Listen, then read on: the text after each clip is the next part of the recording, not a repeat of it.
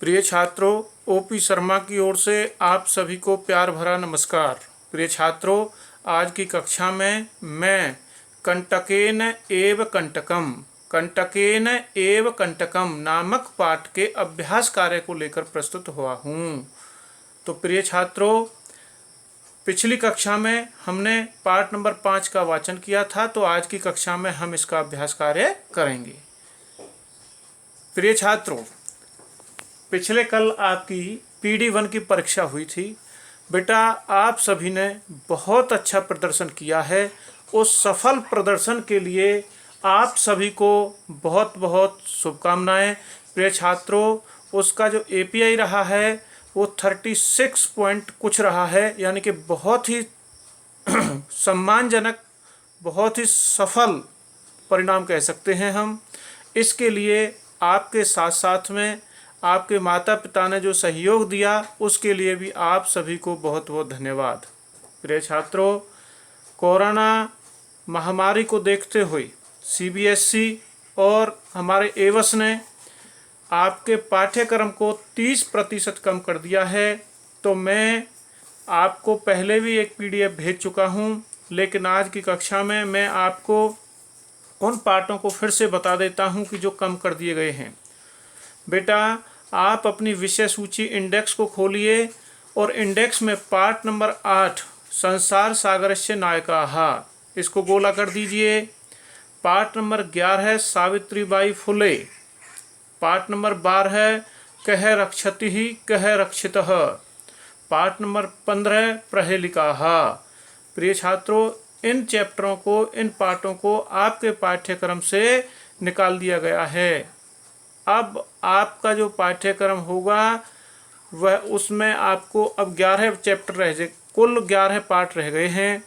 तो मैं आशा करता हूं कि आप सभी के सहयोग से वो सभी समय पर हमारा जो संस्कृत शिक्षण है वह उचित ढंग से चलता रहेगा। आज तो अब हम प्रिय छात्रों पाठ नंबर 5 के प्रश्न नंबर 1 की ओर चलते हैं। तो प्रश्न नंबर 1 है बेटा, एक पदेन उत्तरत कि वह एक पद में उत्तर दें। तो आपको पता ही है छात्रों कि मैं आपको हिंदी में समझाऊंगा और आपको PDF भी भेज दूंगा। बेटा, पहला क्वेश्चन कह रहा है कि व्याधस्य नाम किम आसीत। व्याधस्य माने शिकारी। शिकारी का नाम क्या था? चंचल है। शिकारी का नाम चंचल था। चंचल है व्याघ्रम कुत्र दृष्टवान। चंचल ने बाघ को कहाँ पर देखा था? जाल में बंधा हुआ देखा था ना, कि वह जाल को फैलाकर दूर चला गया था। किसी दिन आकर उसने देखा कि एक जाल में बाघ फंसा हुआ है। आपका प्रश्न नंबर 2 3 कस्मै किमपि अकार्यम न भवति। कस्मै किमपि अकार्यम न भवति, किसके लिए कोई भी कार्य उचित होता है? क्षुधार्थाय माने भूखे व्यक्ति के लिए कोई भी कार्य सही होता है, क्योंकि बाघ ने चंचल को कहा था ये बात पाठ में। नंबर 4 बद्री गुलमाना पृष्ठे का नीलिना आसीत। बद्री गुलमाना, बद्री की झाड़ी के पीछे कौन छिपी हुई थी? लोमड़ी छिपी हुई थी। अगला प्रश्न है बेटा, सर्वः किम समीहते। सभी किस में समाये हुए हैं? स्वार्थम, लालच में। स्वार्थ माने लालच। सभी लालची हैं। जैसे उसने बताया था, पेड़ से पूछा था, पानी से पूछा था, तो सभी ने कहा था ना, पाठ की कहानी में बताया था कि भाई सभी लालची हैं, स्वार्थी हैं, तो स्वार्थी हैं। अंतिम प्रश्न है बेटा, एक पदेन उत्तरत का अंतिम प्रश्न है, निस्सहायो व्याधः किम अयाचत। निस्सहायो व्याधः किम अयाचत, कि निस्सहाय होकर के, घबरा करके वह बाघ क्या मांगता है? किम माने क्या, अयाचत माने मांगना, क्या मांगता है? प्राण भिक्षा, प्राणों की भिक्षा मांगने लगता है। अब हम बेटा प्रश्न नंबर 2 की तरफ चलते हैं। प्रश्न नंबर 2 है पूर्ण वाक्यन उत्तरत, कि पूर्ण वाक्य में उत्तर लिखें। चंचलेन वने किम कृतम। चंचल ने वन में क्या किया था? तो बेटा इसका उत्तर होगा चंचलेन वने जालम विस्तारितम, कि चंचल के द्वारा वन में जाल को फैलाया गया था। अब है बेटा दूसरा प्रश्न आपका कि प्रश्न नंबर 2 कि व्याधस्य पिपासा कथम शांता अभवत। कहता है शिकारी की प्यास कैसे शांत हुई थी। व्याधस्य पिपासा जलम पित्वा शांता अभवत, कि भाई जो बाघ था उसकी प्यास नदी के पानी को पीकर शांत हुई थी। बेटा प्रश्न नंबर 3 है जलम पित्वा व्याघ्र किम अवदत।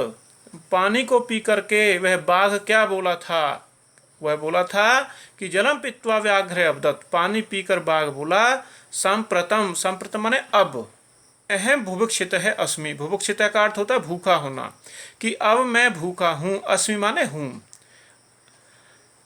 इदानीम अहम त्वाम खादिष्यामि, अब मैं तुमको ही खाऊंगा। खादिष्यामि में खाद धातु उत्तम पुरुष एक वचन, की इदानीम माने इस प्रकार या अब मैं तुमको ही खाऊंगा। बड़ा प्रश्न नंबर 4 चंचल है मात्र स्वस्य इति काम संबोधितवान। चंचल ने मात्र स्वस्य इति किसको संबोधित किया, किसको बुलाया था।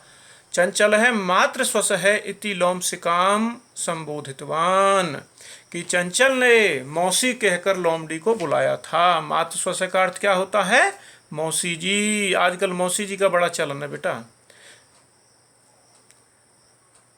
बेटा इसका अंतिम प्रश्न है, क्वेश्चन नंबर 2 का अंतिम प्रश्न कह रहा है कि जाले पुनः बद्ध है व्याघ्रम दृष्टवा व्याध है किम करोत।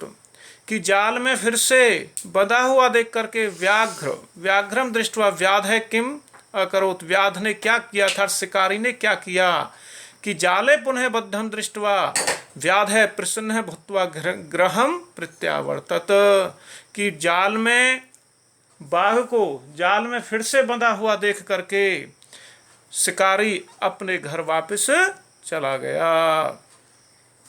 अब बेटा आपका है प्रश्न नंबर 3 अधोलिखितानि वाक्यानि कह का कम काम प्रति कथयति। इस प्रश्न का अर्थ होता है किसने किसको क्या कहा। बेटा ये प्रश्न अनिवार्य होता है, आपकी परीक्षा में अवश्य आता है। यथा माने जैसे, इदानीम अहम त्वाम खादिष्यामि, अब मैं तुमको खाऊंगा। ये वाक्य व्याघ्र व्याधम, ये बाघ ने शिकारी को कहे थे।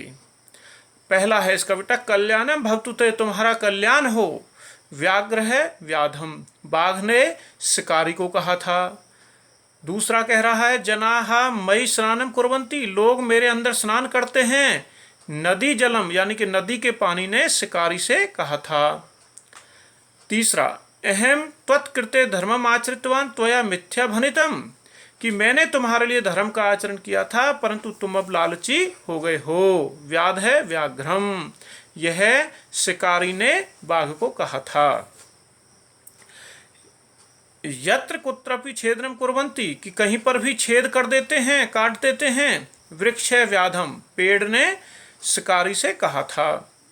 अंतिम है बेटा इसका तीसरे का अंतिम प्रश्न है संप्रति पुनः पुनः कुर्दनम कृत्वा दर्शय, कि अब मुझे बार बार कूद करके दिखाओ। यह वाक्य किसने कहे थे, लोमशिखा व्याघ्रम, लोमड़ी ने बाघ को कहा था। बेटा अगला क्वेश्चन है आपका प्रश्न नंबर 4 पदम आधारित प्रश्न निर्माणम कुरुत, कि पद को आधार बना करके, रेखांकित पद को आधार बना करके प्रश्न निर्माण करिए। अब बेटा इसका सीधा है कि जैसे जालात कस्मात, जालात की बाकी सेम टू सेम इजिट रहता है। व्याध है व्याघ्रम जालात बहि निसारयत, कि व्याध है व्याघ्रम कस्मात बहि निरसारयत, तो जालात की जगह पे क्या आ गया, कस्मात। बेटा दूसरा है वृक्षम, वृक्षम की जगह पे क्या आ गया, कम। तीसरे में लोम शिकायई कश्यई, अगले में वृक्षानाम केशाम, और बेटा चौथे के अंतिम प्रश्न नद्याहा कश्याहा।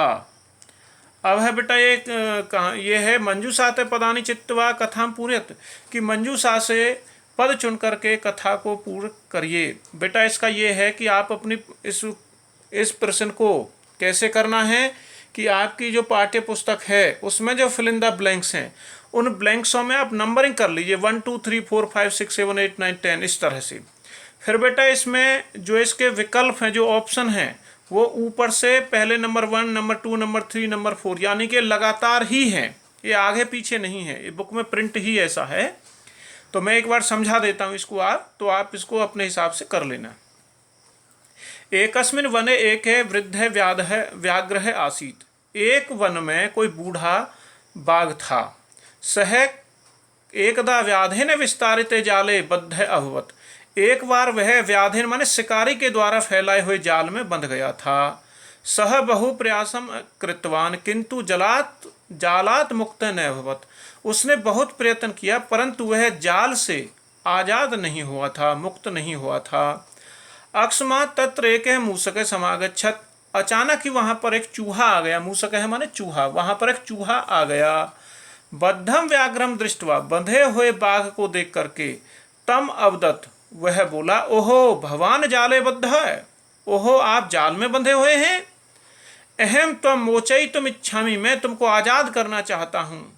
तत्श्रुत्वा व्याघ्र स अट्टहासम अवदत्। यह सुन करके बाघ हंस करके बोला, अरे तुम क्षुद्र जीवे मम सहायम करिष्यसि। अरे तुम क्षुद्र माने छोटा सा जीव, तुम तो छोटे से जीव, मेरी क्या सहायता करोगे। यदि त्वं मां मोचयसि तरहि अहम त्वाम न हनिष्यामि। तो चलो तुम मुझको आजाद कर दो, छुड़वा दो, तो मैं तुमको किसी तरह की हानि नुकसान नहीं करवाऊंगा।